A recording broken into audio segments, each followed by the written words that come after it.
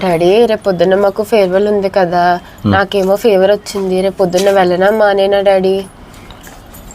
అమ్మా నీకు ఒక విషయం చెప్పనా? చెప్పు డాడీ. స్కూల్ డేస్లో కానీ కాలేజ్ డేస్లో కానీ మనం ఏదైనా ఫంక్షన్ మిస్ అయ్యామంటే లైఫ్లో చాలా మిస్ అవుతాం అమ్మా. ఎందుకంటే నేను నా కాలేజ్ డేస్లో ఫేర్వెల్ మిస్ అయ్యాను.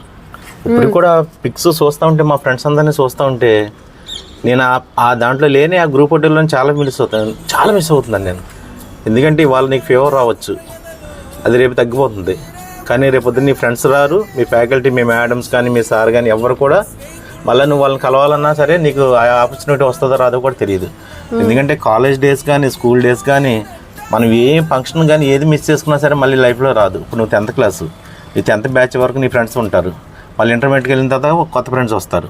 మళ్ళీ డిగ్రీకి వెళ్ళిన తర్వాత ఫ్రెండ్స్ వేరే వాళ్ళు ఉంటారు. మళ్ళీ నీ పీజీ అంటే ఇంకా వేరే, నీ జాబ్లోకి వెళ్ళిన తర్వాత అంతా వేరేగా ఉంటాయి. సో వీళ్ళందరినీ గుర్తుపెట్టుకోవాలంటే మనకు ఒక ఐడెంటిటీ రావాలంటే కంపల్సరీగా ఇలాంటి ఫంక్షన్స్ అన్నీ కూడా అటెండ్ అవ్వాలి. Okay daddy. ఎందుకంటే ఏం మిస్ అయినా సరే లైఫ్లో చాలా మిస్ అవుతాం.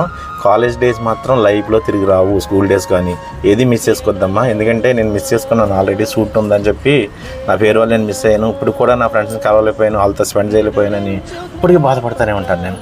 అది మాత్రం మిస్ చేసుకోకమ్మా. నువ్వు వెళ్ళి నీ ఫ్రెండ్స్తో ఎంజాయ్ చేయి.